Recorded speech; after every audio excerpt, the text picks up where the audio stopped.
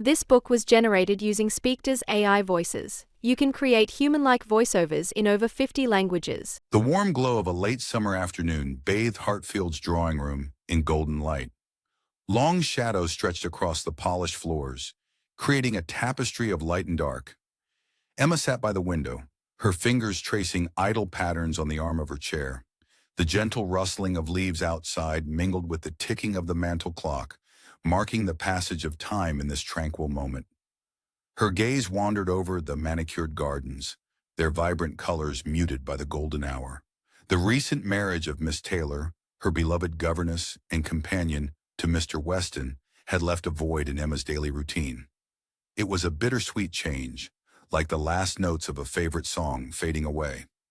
A smile played on Emma's lips as she contemplated her newfound leisure. The self-assurance of youth and privilege buoyed her spirits, and she fancied herself a natural matchmaker. Her mind buzzed with possibilities, like a hive of bees preparing for a new season. It was in this state of pleasant contemplation that Emma's thoughts turned to Harriet Smith, a young woman of 17 she had noticed at Mrs. Goddard's school. Harriet was like a blank canvas to Emma, her unknown parentage only serving to fuel Emma's imagination. In her mind's eye, Emma could see genteel origins hidden beneath Harriet's modest demeanor, waiting to be uncovered and nurtured. With the enthusiasm of a gardener tending to a rare bloom, Emma set about befriending Harriet. Each interaction was carefully cultivated, like seeds planted in fertile soil. Emma's words were the water and sunlight, encouraging Harriet to grow in the direction she deemed best. As the days passed, Emma's plans for Harriet began to take shape. When news reached her of Robert Martin's proposal to Harriet, Emma's reaction was swift and decisive. Like a conductor guiding an orchestra, she steered Harriet away from the young farmer's offer. Her words were as gentle yet firm as a summer breeze, but they carried the weight of a storm. "My dear Harriet," Emma said, her voice honeyed with concern, "a farmer, no matter how respectable, cannot be the right match for you. Your potential reaches far beyond the fields of Highbury." Harriet's eyes widened, her trust in Emma evident in every line of her face. "Do you really think so, Miss Woodhouse?" Emma nodded, her conviction unwavering. "I know so. Trust me, Harriet. There are greater things in store for you." Instead, Emma's gaze fell upon Mr. Elton, the local vicar. In her eyes, he shone like a polished gem, the perfect match for the Harriet she envisioned.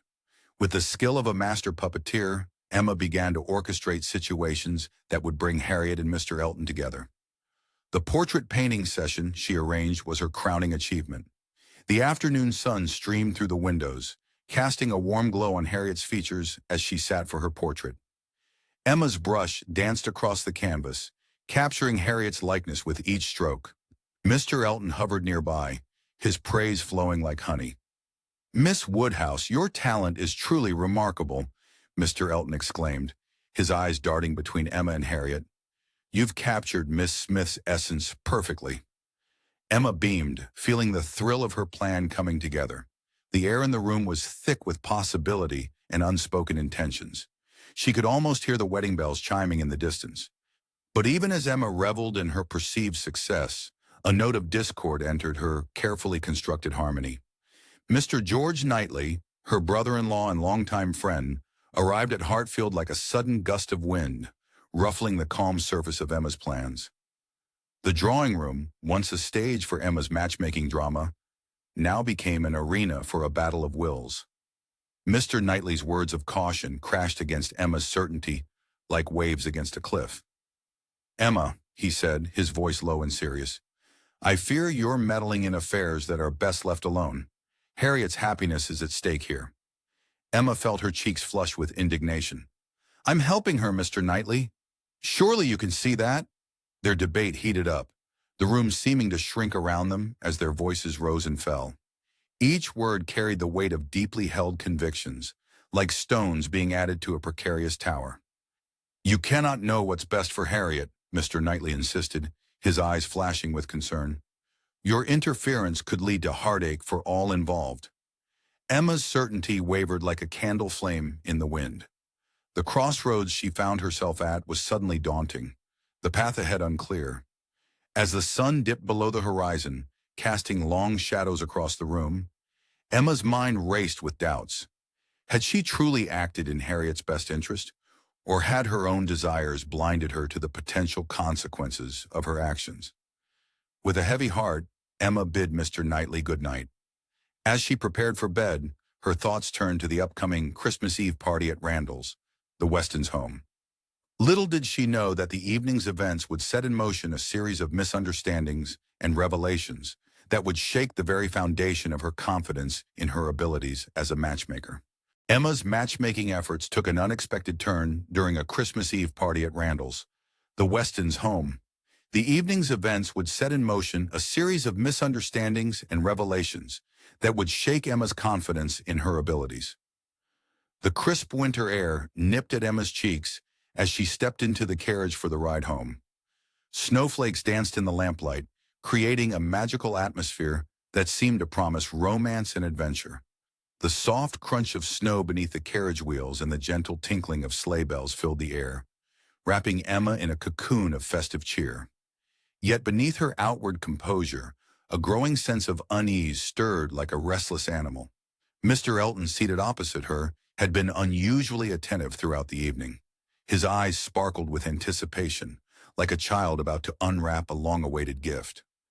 Emma's heart quickened, not with excitement, but with a creeping sense of dread. The carriage suddenly felt too small, too confining. "Miss Woodhouse," Mr. Elton began, his voice trembling slightly, breaking the silence like a stone thrown into a still pond. "I can no longer contain my feelings. You must know how ardently I admire and love you." Emma's world tilted on its axis. She felt as if she had suddenly been dunked in ice-cold water, her breath catching in her throat. This couldn't be happening. Mr. Elton was supposed to be in love with Harriet, not her.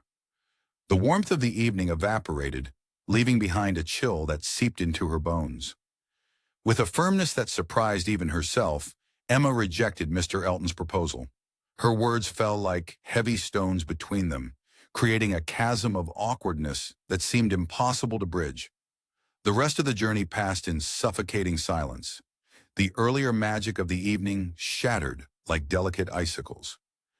That night, sleep eluded Emma. Her mind raced like a hamster on a wheel, replaying every interaction, every glance, every word exchange between Mr. Elton and Harriet. How could she have been so blind? The weight of her miscalculation pressed down on her chest, making it difficult to breathe. The shadows in her room seemed to dance mockingly, reminding her of her folly. The next morning, Emma faced the daunting task of breaking the news to Harriet. Her friend's face, usually so bright and cheerful, crumpled like a discarded piece of paper as Emma explained Mr. Elton's true feelings. Harriet's sobs echoed through the room, each one a stab of guilt in Emma's heart. The sound seemed to fill the entire house, a sorrowful melody of broken dreams. "I'm so sorry, Harriet," Emma whispered, her own voice thick with emotion. "I never meant to cause you pain." She wrapped her arms around her friend, feeling utterly helpless in the face of Harriet's distress. The scent of Harriet's lavender perfume, usually so comforting, now seemed to mock the situation with its sweetness. Meanwhile, Mr. Elton, his pride wounded and his embarrassment palpable, fled Highbury for Bath like a startled deer. His hasty departure left a void in the social circle, a constant reminder of Emma's misstep. The town buzzed with whispered gossip, the story growing more exaggerated with each retelling. As the days passed, Emma found herself questioning every interaction, every assumption she had ever made. Her once unshakable confidence in her ability to read people had been shattered like a mirror, leaving her with a distorted reflection of herself. She walked through Highbury, once her domain, now feeling like a stranger in her own town. Despite the setback, a small flame of determination still burned within Emma. She may have stumbled, but she wasn't ready to give up on her friend's happiness. However, the incident had taught her a valuable lesson. Like a chastened child, Emma resolved to be more cautious in her future matchmaking endeavors. The atmosphere in Highbury's social circle had shifted, like the first chill winds of autumn signaling the end of summer. Emma's relationship with Mr. Elton, once easy and friendly, now felt as brittle as thin ice. Every interaction was fraught with tension, unspoken words hanging in the air between them like a heavy fog. As Emma reflected on her actions, she began to question her ability to read people's intentions accurately. The world around her, once so clear and easily understood, now seemed shrouded in mist. She realized that people, like books, couldn't always be judged by their covers. This newfound uncertainty was both humbling and frightening, forcing Emma to confront the limits of her own perception. Just as Emma was coming to terms with her new reality, a whisper of excitement began to ripple through Highbury. Rumors of a new arrival in town began to circulate, growing louder with each passing day. The name on everyone's lips was Frank Churchill, and Emma couldn't help but wonder how this newcomer might change the delicate balance of their small society. Little did she know that Frank Churchill's arrival would set in motion a new chain of events that would challenge her in ways she never expected. The arrival of Frank Churchill sent ripples of excitement through Highbury society. Mr. Weston's son from a previous marriage had been long anticipated, raised by his wealthy aunt and uncle, the Churchills. The air buzzed with anticipation as Frank's carriage rolled into view. Dust swirled in the golden afternoon light, settling on the eager faces of onlookers. As the carriage door swung open, time seemed to slow. Frank emerged, his polished boots gleaming like black mirrors. A collective gasp rippled through the crowd. Emma Woodhouse felt her heart skip a beat. Frank's easy smile and confident stride captivated her instantly. His presence was like a gust of fresh air in Highbury's stagnant social pond. Emma's mind raced with possibilities. Could this charming newcomer be the one to finally capture her heart? Or perhaps he'd be the perfect match for her friend Harriet. While Frank's arrival stirred excitement, another newcomer slipped into town quietly. Jane Fairfax, niece of the ever-chattering Miss Bates, returned to visit her aunt and grandmother. Where Frank was all charm and vivacity, Jane was a study in quiet grace. Her reserved demeanor and rumored accomplishments pricked at Emma's pride. Emma couldn't help but feel a twinge of envy as she observed Jane. It was as if Jane had stepped out of a novel, the perfect heroine with her air of mystery and unparalleled musical abilities. The whispers of Jane's talents echoed in Emma's ears, each word a tiny needle of insecurity. Her fingers itched to touch her own neglected pianoforte, a sudden urge to prove herself equal to this newcomer burning in her chest. As days passed, Frank became a frequent visitor to Highbury. His presence was like a spark in a tinderbox, igniting conversations and setting hearts aflutter. He engaged Emma in witty banter that left her cheeks flushed and her mind whirling. Yet Emma couldn't help but notice the way Frank's gaze often lingered on Jane Fairfax. There was something in those looks, a spark of something undefined that piqued Emma's curiosity and stirred an uncomfortable feeling in her gut. Determined to assert her position as Highbury's social queen, Emma organized a dinner party at Hartfield to welcome Frank properly. The evening air hummed with anticipation as guests arrived, their best clothes rustling and jewels glinting in the warm glow of candles. The scent of beeswax and lavender hung in the air, mingling with the aroma of roasted meats and freshly baked bread. As the party progressed, the drawing room became a stage for social maneuvering. Emma watched, hawk-eyed, as Frank and Jane exchanged glances across the room. Their interactions were like a dance, each step carefully measured, each word weighted with unspoken meaning. The tension in the air was palpable, like the stillness before a storm.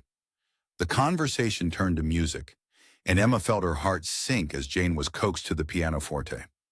The room fell silent as Jane's fingers danced across the keys, weaving a spell that left everyone entranced. The music filled the room, each note perfect and clear.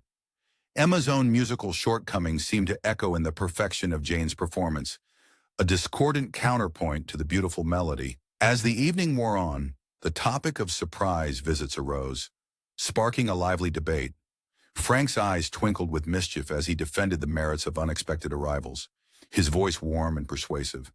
Jane, on the other hand, maintained a polite but firm stance against such impositions, her words measured and thoughtful. The air crackled with unspoken tensions and half-formed alliances. With the addition of Frank and Jane to their circle, the social landscape of Highbury shifted like sand beneath their feet. New friendships blossomed, old rivalries deepened, and misunderstandings sprouted like weeds in a garden. Through it all, Emma watched and wondered, her mind buzzing with theories and suspicions.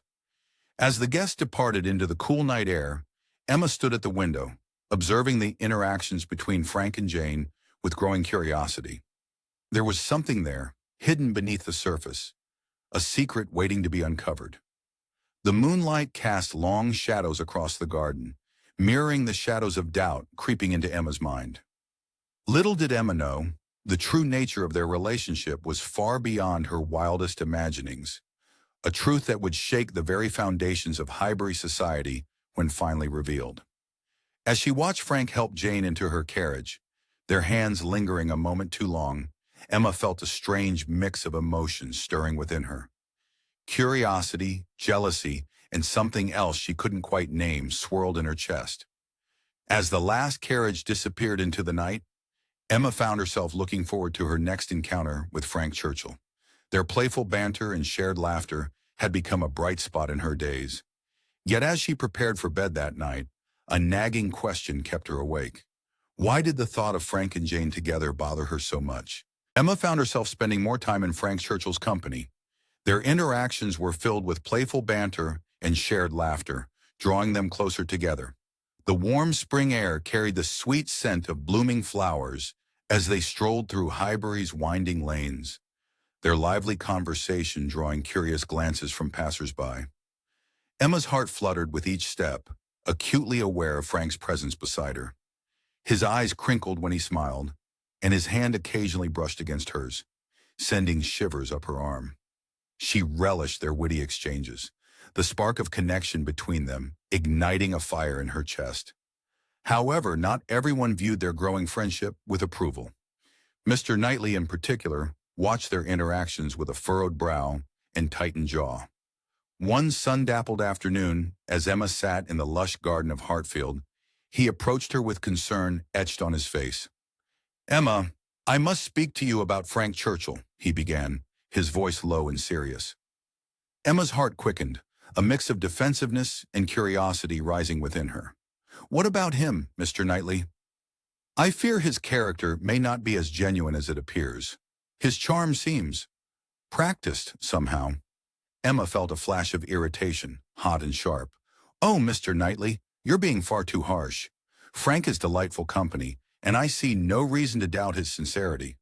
As Mr. Knightley opened his mouth to argue further, Emma cut him off with a teasing smile. "Could it be that you're simply jealous, Mr. Knightley?" The words hung in the air between them, heavy as storm clouds. Emma saw a flicker of something, hurt, anger, in Mr. Knightley's eyes before he schooled his features into a mask of indifference. "Think what you will, Emma," he said stiffly, before turning on his heel and striding away. Emma watched him go, a nagging doubt tugging at the corners of her mind like a persistent breeze. She pushed it aside, focusing instead on the mystery that had been occupying her thoughts of late. Jane Fairfax. Jane's quiet demeanor and accomplished nature had always intrigued Emma, but lately she found herself consumed with curiosity about the young woman's past. There was something in Jane's reserved manner that hinted at hidden depths, like still waters concealing unfathomable secrets. As she mulled over Jane's background, a theory began to take shape in Emma's mind, growing like a vine in fertile soil. What if Jane harbored a secret attachment to Mr. Dixon, the husband of her friend? The idea took root, growing stronger with each passing day. At the next social gathering, Emma watched Jane like a hawk, searching for any sign that might confirm her suspicions. She noticed how Jane's cheeks flushed when Mr. Dixon's name was mentioned, how her fingers twisted nervously in her lap like restless butterflies. Unable to contain herself, Emma sidled up to Jane with a sly smile. "Tell me, Jane, do you miss Ireland? Or perhaps it's the company you kept there that you miss most?"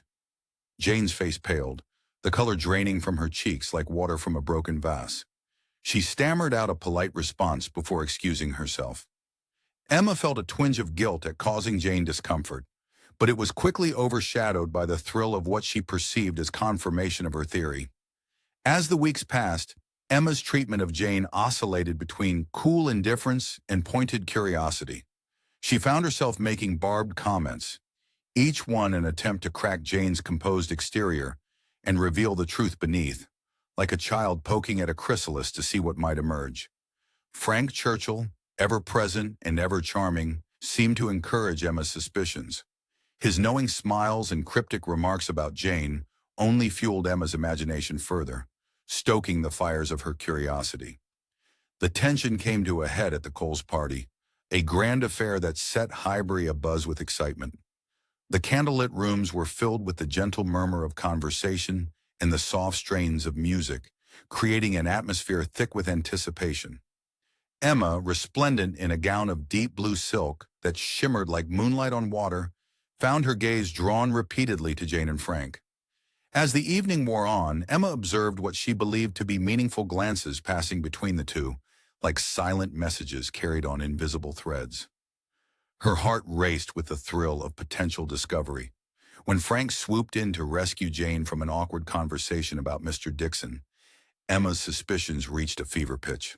She watched as Frank led Jane away, their heads bent close in conversation. Emma's mind whirled with possibilities, each more scandalous than the last. Could Jane and Frank be secret lovers? Was Mr. Dixon involved in some sort of sordid love triangle? As the party drew to a close, Emma found herself at the center of a web of speculation and gossip. Her unfounded assumptions and judgments had created an undercurrent of conflict in Highbury's social circle, with whispers and sidelong glances following her wherever she went. Yet even as doubt niggled at the back of her mind, Emma clung to her theories, unable to let go of the excitement they brought to her otherwise predictable life in Highbury. The night air was cool against Emma's flushed skin as she stepped out of the Coles house. Her mind buzzed with the events of the evening, replaying every glance and whispered word between Jane and Frank. As she climbed into her carriage, a folded piece of paper caught her eye, tucked into the corner of the seat. With trembling fingers, Emma unfolded the note. Her eyes widened as she read the cryptic message. Box Hill, secrets will be revealed. Her heart pounded as she realized the upcoming picnic might hold the key to unraveling the mystery that had consumed her thoughts for weeks. The Box Hill picnic had been circled on every social calendar in Highbury for weeks. It promised to be the event of the season, bringing together a diverse cast of characters for a day of outdoor merriment. As dawn broke, a symphony of birdsong filled the air, heralding the arrival of carriages rattling along country lanes. Emma Woodhouse sat in her carriage, her heart fluttering like a caged bird. The sweet scent of summer flowers wafted through the open window, mingling with the earthy aroma of leather and horse. Beside her, Frank Churchill's animated chatter painted the air with vibrant hues of excitement, while across from them, Jane Fairfax's silence hung like a delicate veil. The carriages crested the hill, wheels crunching on gravel as they came to a stop. Emma stepped out, her shoes sinking slightly into the lush grass. The world seemed to unfold before her, rolling hills of emerald, dotted with wildflowers that danced in the gentle breeze. The chatter of the arriving party rose and fell like waves on a shore, punctuated by the occasional peal of laughter. Blankets were spread across the ground like a patchwork quilt, baskets unpacked with care. The air soon filled with the mouth-watering aroma of fresh bread and ripe fruit.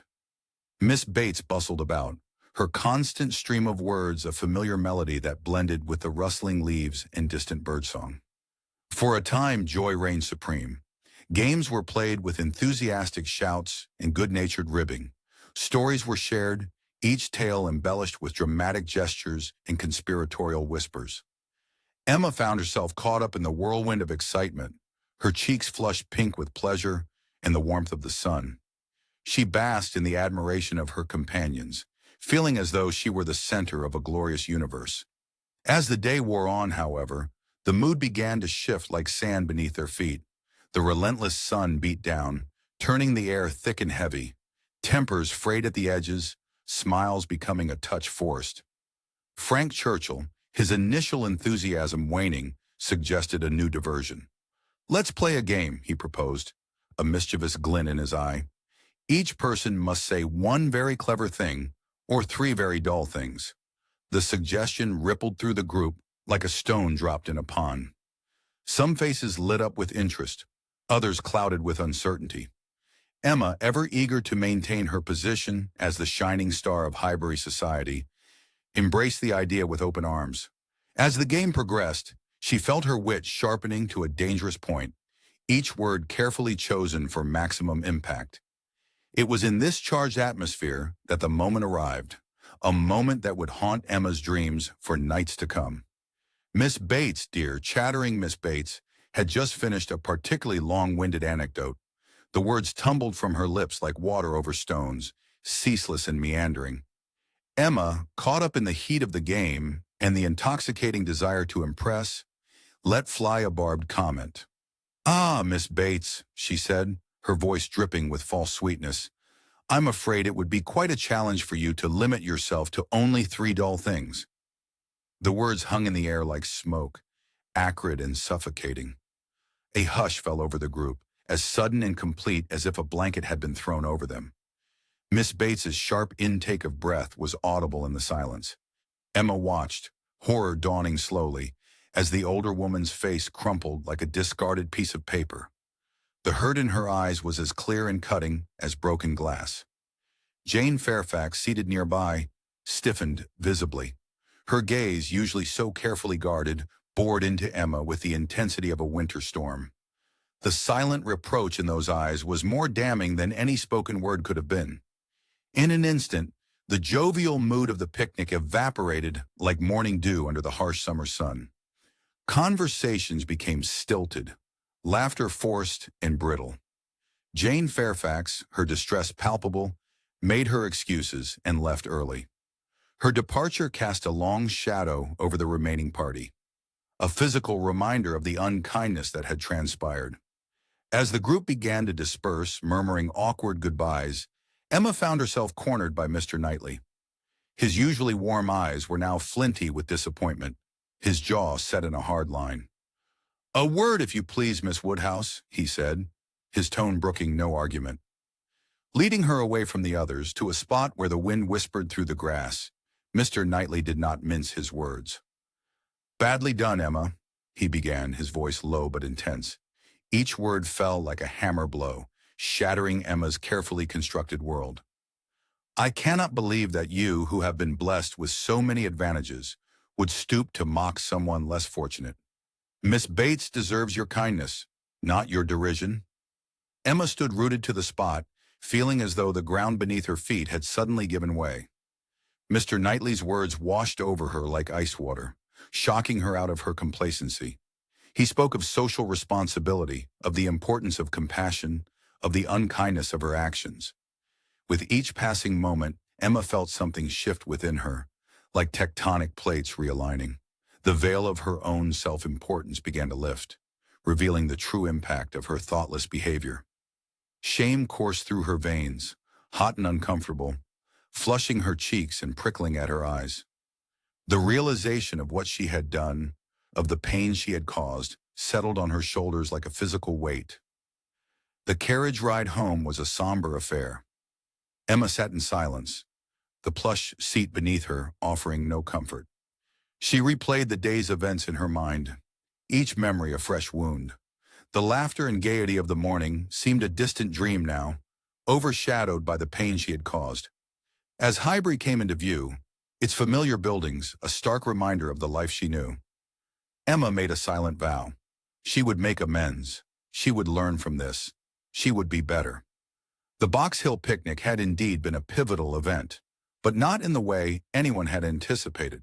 For Emma Woodhouse, it marked the beginning of a journey towards greater empathy, wisdom, and true maturity. As the carriage pulled up to her home, Emma's mind raced with thoughts of how to make things right. But one question loomed larger than all others, threatening to overwhelm her. How could she face Mr. Knightley again after disappointing him so thoroughly? Emma's heart sank as Mr. Knightley's words echoed in her mind, a constant reminder of her failings.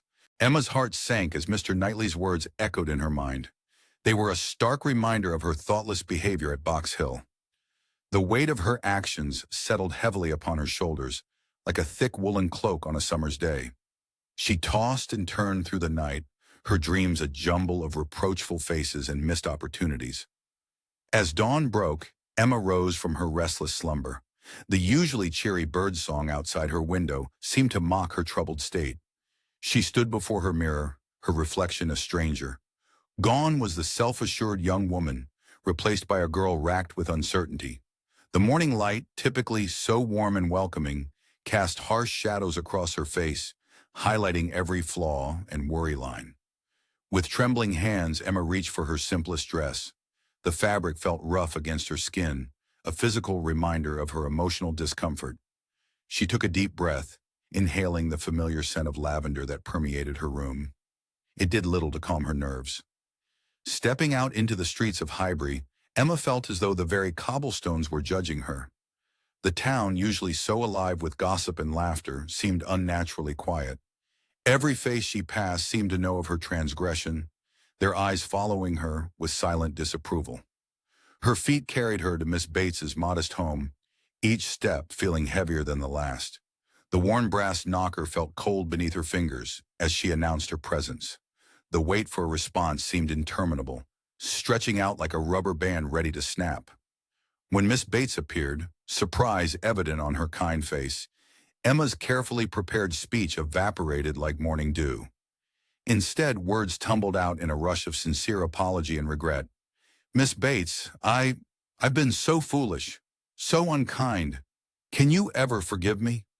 Miss Bates's eyes welled with tears, and as they embraced, Emma felt something shift within her. It was as if a tightly wound spring had finally been released, allowing her to breathe freely for the first time in days. This act of contrition marked a turning point for Emma. Like a butterfly emerging from its chrysalis, she began to see the world around her with new eyes. Her previous assumptions about Jane Fairfax and Harriet Smith, once so firmly held, now seemed as flimsy as a house of cards. Determined to make amends, Emma extended an olive branch to Jane.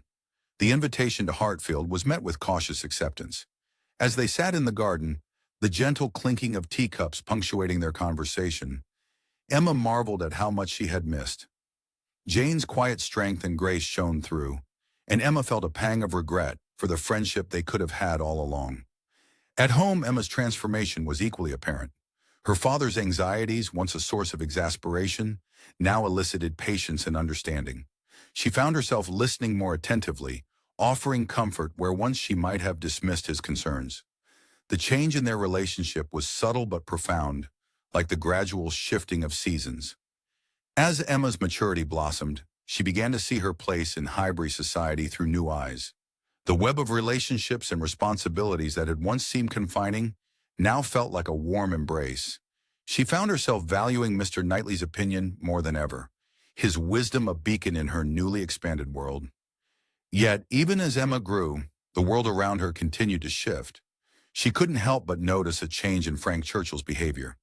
His increased attentiveness to Jane Fairfax was like a pebble dropped in a still pond, sending ripples of curiosity through Emma's mind. At the same time, his manner towards Emma herself had cooled, like a fire slowly dying down to embers. These observations, combined with her new perspective, caused Emma to reevaluate recent events. She began to pay more attention to the nuances of social interactions, watching and listening with an intensity she had never before possessed. Each conversation, each glance, each subtle shift in tone became a piece in a complex puzzle she was determined to solve. As the days passed, Emma became increasingly aware of the potential consequences of her actions and words. She tread more carefully in her interactions, weighing her thoughts before giving them voice. It was as if she had been given a new pair of spectacles, allowing her to see the intricate web of cause and effect that governed their small society. Emma's journey of self-discovery continued, each day bringing new insights and challenges. She stood at the threshold of a new chapter in her life, ready to face whatever lay ahead with newfound wisdom and humility. The path forward was uncertain, but Emma was determined to walk it with grace and understanding, her eyes wide open to the beauty and complexity of the world around her. As the sun set on another day in Highbury, Emma couldn't shake the feeling that something significant was about to happen. The air felt charged like the moments before a summer storm. Little did she know that come morning, a revelation would shake the very foundations of their quiet community, forever altering the course of their lives. The Highbury community was rocked by an unexpected revelation. Frank Churchill's secret engagement to Jane Fairfax had suddenly come to light, sending shockwaves through the town. The news spread like wildfire on a hot summer's day, crackling through the air with an almost palpable energy. Whispers darted from ear to ear over steaming cups of tea, while louder exclamations bounced off garden walls and echoed down cobblestone streets. The revelation came on the heels of another surprising event, the death of Frank's aunt, Mrs. Churchill. Her passing, it seemed, had swept away the final barrier standing between the young couple and their union. Emma Woodhouse felt the ground beneath her feet shift and crumble. She retreated to the sanctuary of her room, her mind a whirlwind of thoughts and emotions. The familiar floral wallpaper and soft furnishings offered little comfort as she paced back and forth, her skirts swishing with each turn. Like a veil lifting from her eyes, she saw clearly now the true nature of Frank's attentions towards her. What she had mistaken for flirtation had been nothing more than a clever ruse, a smokescreen to hide his true affections. Her cheeks burned with embarrassment, the heat rising to her face as she recalled her own behavior. She had preened under Frank's attention, basking in the glow of what she thought was admiration. Now that warmth turned cold, leaving her feeling exposed and foolish. Yet as she searched her heart, probing it like a tender bruise, she found no real pain there. The revelation that Frank's affections lay elsewhere did not wound her as she might have expected. Instead, a different emotion took root: sympathy. Emma's thoughts turned to Jane Fairfax, imagining the torment the reserved young woman must have endured. Forced to watch as her secret fiancé lavished attention on another, all while maintaining a facade of indifference. The memory of her own unkind thoughts towards Jane now filled Emma with shame, a bitter taste in her mouth. Outside her window, Emma could hear the buzz of excitement in the streets. Highbury was alive with speculation and judgment, a hive of activity stirred up by this most unexpected news. She could almost see Mrs. Elton's eyes gleaming with the thrill of fresh gossip, her tongue already sharpened for the task of spreading the news far and wide. The thought made Emma's stomach churn. As the initial shock began to subside, leaving her feeling drained and oddly hollow, Emma found her thoughts drifting to Mr. Knightley. His words of caution regarding Frank's character echoed in her mind, clear and true as a bell. She had dismissed his concerns, but now she saw the wisdom in his judgment. A newfound appreciation for Mr. Knightley's steady presence and clear-sighted nature blossomed within her, warm and comforting. The revelation of Frank and Jane's engagement was like a stone thrown into a still pond. The ripples spread outward, touching every corner of Highbury society. Old alliances shifted, new allegiances formed. Emma watched from her window as her neighbors hurried to and fro, no doubt reassessing not only their opinions of Frank and Jane, but also the nature of their own relationships. In the days that followed, Emma found herself drawn more and more to Mr. Knightley's company. His steady presence was a balm to her wounded pride, his quiet strength an anchor in the storm of gossip that raged around them. As they walked together through the grounds of Hartfield, the late summer sun warming their faces, discussing the recent events, Emma felt a subtle shift in their dynamic. The easy friendship they had always shared seemed to deepen, taking on new dimensions she had never before considered. The air around them seemed charged with possibility, the gentle rustle of leaves and the distant call of birds, providing a soothing backdrop to their conversations. Emma found herself noticing things she had overlooked before.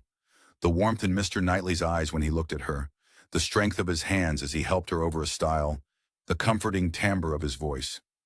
As the dust settled on the Frank Churchill affair, Emma found herself looking at her world with new eyes, wondering what other truths might be hiding in plain sight. The revelation had shaken her confidence in her own judgment, but it had also opened her heart to new possibilities. Just as Emma was beginning to find her footing in this new landscape of emotions and realizations, another tremor threatened to upset her newly found equilibrium. One afternoon, as the golden light of late summer filtered through the windows of Hartfield, Harriet Smith arrived. The usually cheerful girl seemed uncharacteristically nervous, her hands twisting in her lap as she sat across from Emma. Little did Emma know that Harriet's next words would once again turn her world upside down, challenging everything she thought she knew about love and friendship. Harriet Smith's confession shattered the tranquility of the afternoon. She revealed to Emma, with trembling voice and flushed cheeks, that she had developed romantic feelings for Mr. Knightley. The drawing room, once a sanctuary of comfort and ease, suddenly felt oppressive. Sunlight streaming through the windows seemed too harsh, the ticking of the mantel clock too loud. Emma's fingers curled around the arm of her chair, her knuckles turning white as the weight of Harriet's words settled upon her. "Oh, Emma," Harriet sighed, her eyes sparkling with hope. "Do you remember the Crown Inn ball, when Mr. Elton was so cruel?" Emma nodded mechanically, her throat constricting. The memory of that night, once a source of amusement, now felt like a harbinger of this moment. "Mr. Knightley asked me to dance," Harriet continued, her cheeks flushing deeper. "He saved me from utter humiliation. How could I not fall for such a gentleman?" Each word was a dagger to Emma's heart. The consequences of her misguided matchmaking loomed before her like storm clouds on the horizon. She had encouraged Harriet's affections, blind to their true object. Now she was reaping what she had sown. As Harriet spoke, Emma's mind wandered to Mr. Knightley. His steady presence, his unwavering moral compass, his gentle reproaches that had always steered her right. How had she never seen him in this light before? The possibility that he might return Harriet's feelings sent a chill through her body, as if winter had suddenly descended upon the room. Emma's eyes darted around, seeking an escape from this suffocating reality. The familiar paintings on the walls, the vase of fresh flowers on the side table, all seemed to mock her with their normalcy. The scent of roses, usually so comforting, now felt cloying and overwhelming. Harriet's voice faded into the background as Emma grappled with a startling realization. The thought of losing Mr. Knightley to anyone, let alone Harriet, filled her with a despair so profound it took her breath away. Like a veil lifting from her eyes, Emma saw the truth of her own heart with crystal clarity. She loved him. She, Emma Woodhouse, was in love with Mr. Knightley. The revelation crashed over her like a wave, leaving her gasping for air. How long had this feeling been lurking beneath the surface, unacknowledged and unexamined? The irony of her situation was not lost on Emma. She, who had prided herself on her matchmaking skills, had failed to recognize the most important match of all, her own. Guilt gnawed at her insides, twisting like a knife. Had her meddling inadvertently brought Harriet and Mr. Knightley together? The very thought made her stomach churn. She had only herself to blame for this predicament. As Harriet continued to pour out her heart, Emma struggled to maintain her composure. Her newly recognized love for Mr. Knightley burned within her, demanding acknowledgement.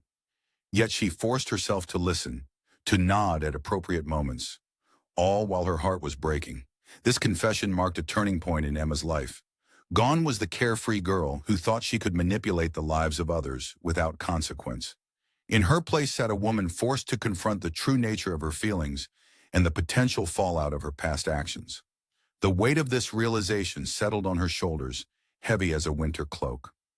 As the conversation drew to a close, Emma found herself at a crossroads. The path ahead was unclear, fraught with potential heartbreak and regret. But one thing was certain: nothing would ever be the same again. Harriet's words faded away, replaced by the thundering of Emma's own heartbeat in her ears. The room seemed to spin, the familiar surroundings blurring into a dizzying whirl of color and shape. As darkness crept into the edges of her vision, Emma felt herself teetering on the brink of a life-altering realization. Her world, once so neatly ordered, was crumbling around her, and she was powerless to stop it. Emma's world crumbled as Harriet's confession echoed in her ears. The revelation left her reeling, teetering on the brink of a life-altering realization. The familiar walls of her room seemed to close in, the air growing thick and oppressive. Emma paced, her silk slippers whispering against the polished wood floor. Her heart hammered against her ribs, each beat a reminder of the turmoil within. She pressed a trembling hand to her forehead, trying to make sense of the emotions surging through her veins like wildfire. Suddenly, it was as if a veil had been lifted from her eyes. The truth that had been hiding in plain sight all along now stood stark and undeniable before her. Mr. Knightley. The name reverberated through her mind, bringing with it a flood of memories that threatened to overwhelm her. His kind smile, warm and genuine, flashed before her eyes. The gentle reproaches that had always pushed her to be better echoed in her ears. His unwavering support, a constant presence in her life, now took on a new significance. How had she been so blind? The realization hit her with the force of a thunderbolt, stealing the breath from her lungs. She loved him, not just as a friend or a confidant, but with a depth that shook her to her very core. Emma stumbled to the window seat, her legs suddenly weak. She pressed her forehead against the cool glass, seeking relief from the heat that seemed to radiate from within. Outside, the world continued its leisurely pace, oblivious to the storm raging inside her. Birds chirped merrily in the garden, and a gentle breeze rustled the leaves of the old oak tree. She closed her eyes, allowing herself to revisit moments shared with Mr. Knightley. Their spirited debates, his eyes twinkling with amusement as he challenged her opinions. The sound of his laughter, rich and warm, filling the room. The comfort of his presence, steady and reassuring. Each memory now shimmered with new meaning, like a familiar painting viewed in a different light. But as quickly as the joy of this revelation bloomed, it was overshadowed by a crushing wave of anxiety. What if she was too late? The thought of Mr. Knightley developing feelings for Harriet sent a sharp pain through her chest, as if someone had plunged a dagger into her heart. Emma's stomach churned with guilt as she remembered her encouragement of Harriet's affections. How foolish she had been, playing with hearts as if they were pieces on a chessboard, never considering the consequences of her actions. "What have I done?" she whispered to the empty room, her voice barely audible above the ticking of the mantel clock. The weight of her past actions pressed down on her shoulders like a heavy cloak. Emma had always prided herself on her cleverness, her ability to see what others could not. Now she saw only the potential hurt she might have caused to those she cared about most.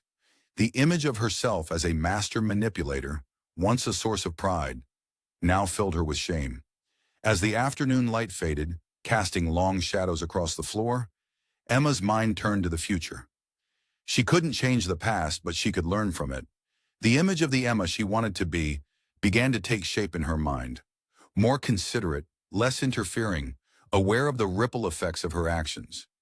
She stood smoothing down her dress with newfound determination.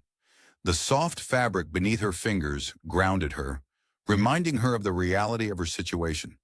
The path forward wouldn't be easy, but it was necessary. Emma took a deep breath, feeling as though she was stepping into a new chapter of her life. As the night fell, wrapping the world in a blanket of darkness, Emma found herself still deep in reflection. She examined her relationships, her desires, and the person she had been with the scrutiny of a jeweler inspecting a precious gem. With each passing hour, her feelings for Mr. Knightley grew clearer, more defined. It was as if a fog had lifted, revealing a landscape she had always known, but never truly seen. The night air grew cool, and Emma wrapped herself in a shawl, its soft wool a comforting embrace. She moved to the window, gazing out at the moonlit gardens of Hartfield. The silvery light bathed the familiar landscape in an ethereal glow, making it seem both familiar and strange at once. Much like her own heart, she mused. As she finally drifted off to sleep, a sense of peace settled over her. Tomorrow would bring new challenges, but for now she rested in the knowledge that she had finally understood her own heart. The first light of dawn was just beginning to paint the sky when Emma awoke with a start. Her heart raced as she remembered her revelation from the night before. She hurried to the window, drawn by an inexplicable urgency. As she pulled back the curtains, her breath caught in her throat.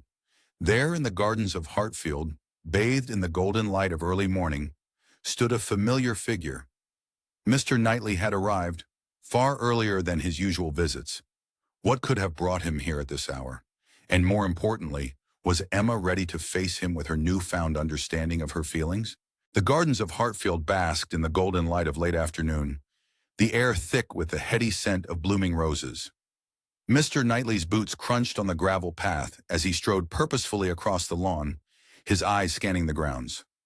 His heart raced, each beat a reminder of the revelation that had struck him during his time away. There she was.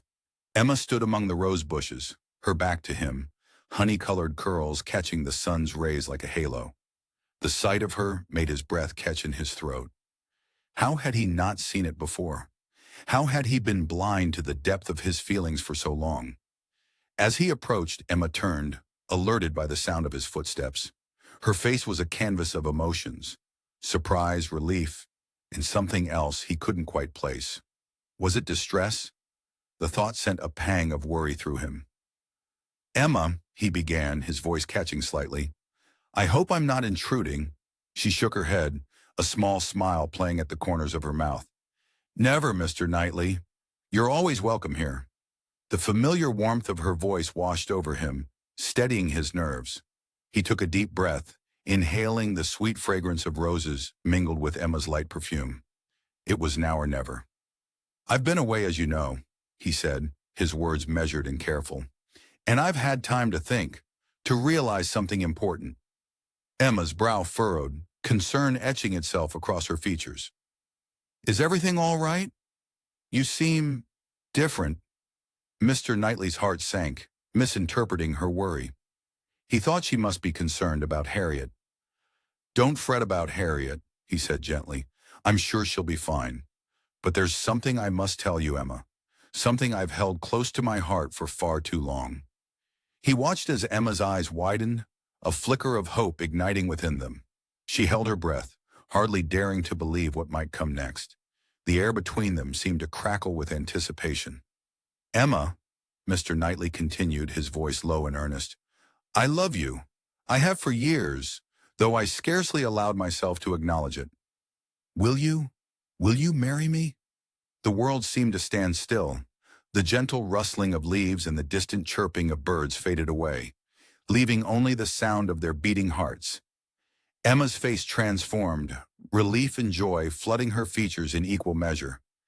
"Yes," she whispered, her voice thick with emotion. "Yes, I will marry you, Mr. Knightley." In 2 quick strides, he closed the distance between them, taking her hands in his. They were soft and warm, fitting perfectly in his grasp. "You've made me the happiest of men, Emma," he said, his voice husky with emotion. As they stood there, basking in the glow of their newly declared love, the garden seemed to come alive around them. The roses appeared brighter, their fragrance more intoxicating.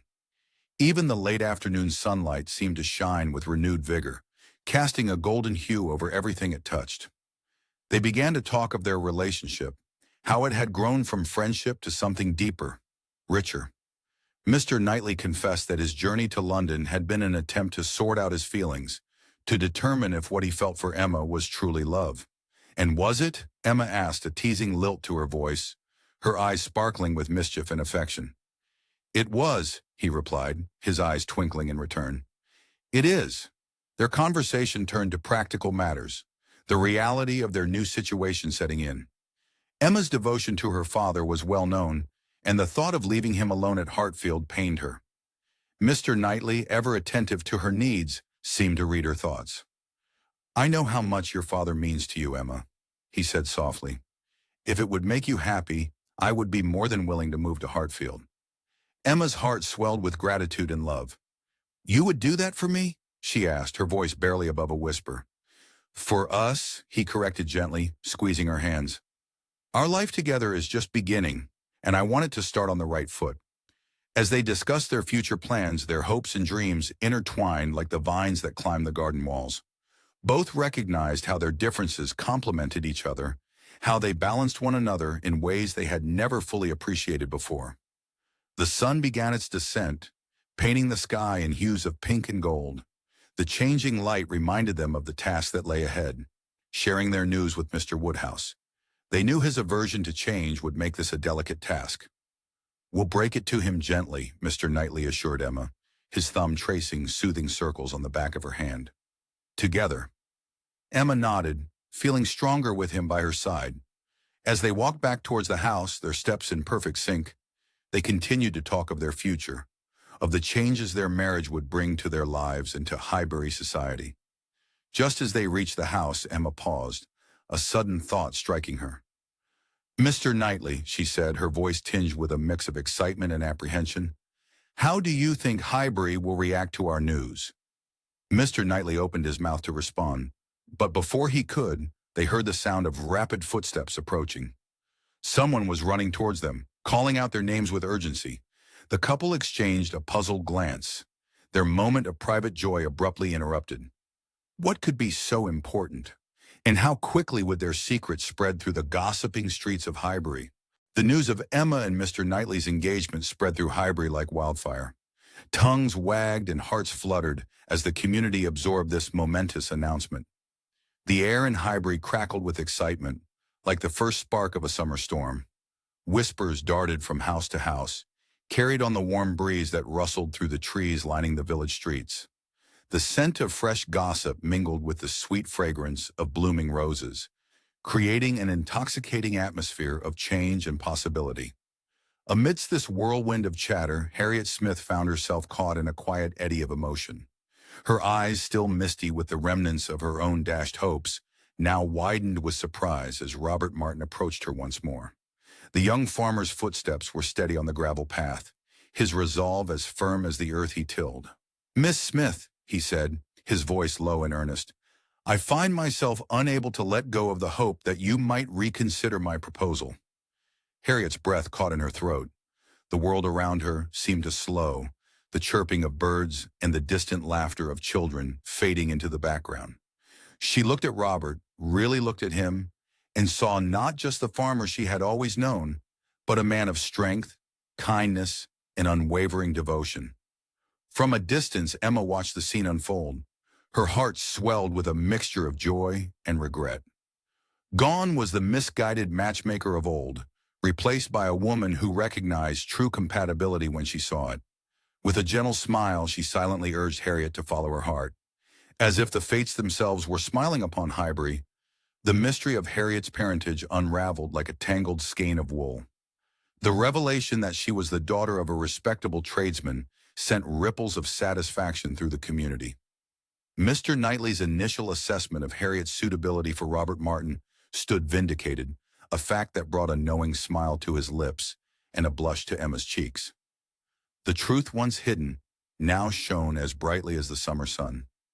The clandestine engagement of Jane Fairfax and Frank Churchill came to light, illuminating the shadows that had lurked behind their peculiar behavior. The initial shock that rippled through Highbury soon gave way to understanding, and ultimately forgiveness. Emma, her heart softened by her own journey of self-discovery, found herself drawn to Jane in a way she never had before. The two women, once separated by misunderstanding and jealousy, forged a friendship as delicate and beautiful as the lace on their gowns. Their laughter, now genuine and warm, could often be heard drifting from the parlor of Hartfield, mingling with the scent of freshly brewed tea and newly baked scones. Yet amidst all this change, one constant remained: Mr. Woodhouse's steadfast aversion to any alteration in his carefully ordered world. The prospect of Emma's marriage loomed like a storm cloud on his horizon, casting a shadow over his contentment. But fate, it seemed, had one more trick up its sleeve. A series of chicken thefts in the neighborhood, each more brazen than the last, sent a ripple of unease through Highbury. The clucking of hens was replaced by the worried murmurs of their owners, and the once peaceful nights were punctuated by the occasional squawk of distress. Mr. Woodhouse, his fears of change now overshadowed by more immediate concerns, found himself valuing Mr. Knightley's protective presence more than ever. Slowly, like ice thawing in the spring sun, his resistance to Emma's marriage began to melt away. As summer faded into autumn, Highbury settled into a new rhythm. The air was thick with the scent of reconciliation and new beginnings, mingling with the earthy aroma of fallen leaves and ripening apples. Emma, standing in the garden of Hartfield, watched as golden leaves danced on the breeze, their rustling a whisper of the changes to come.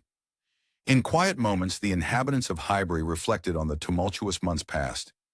Lessons had been learned, some bitter as unripe fruit, some sweet as honey, about the perils of hasty judgment and the importance of honesty. But above all, they had discovered the irreplaceable value of genuine affection, a treasure more precious than any matchmaker's schemes or society's expectations. As the sun dipped below the horizon, painting the sky in hues of pink and gold, Emma smiled to herself. The characters in her little world had grown, changed, and found their places. And she, perhaps most of all, had learned the most valuable lesson, that true happiness comes not from orchestrating the lives of others, but from opening one's heart to the unexpected melodies of life itself. The cool evening air carried the scent of wood smoke and the promise of tomorrow. Emma's heart raced with anticipation as she thought of the days to come. Little did she know that fate had one more surprise in store.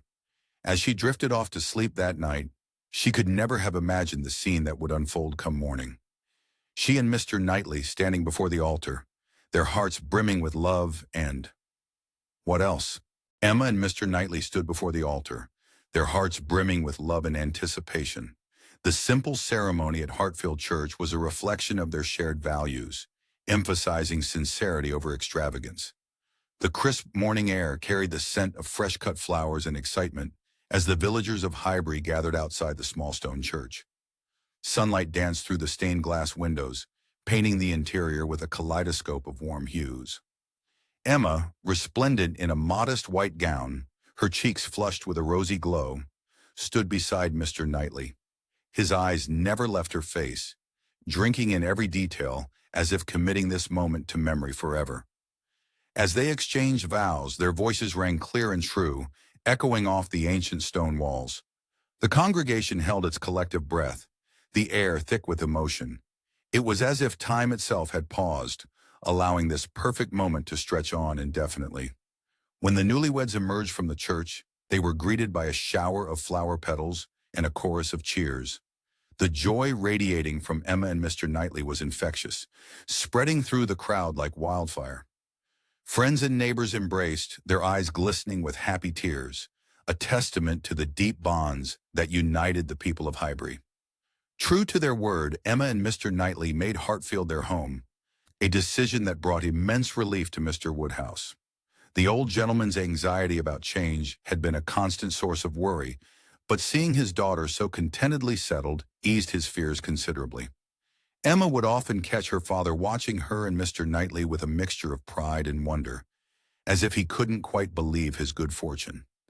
As the days melted into weeks, the couple fell into a comfortable rhythm. Their lives intertwined as naturally as two vines growing together, each supporting and enhancing the other. They found joy in the simple pleasures of married life, shared meals filled with lively conversation, quiet evenings by the fire with books in hand, and long walks through the countryside, their fingers intertwined and steps in perfect sync.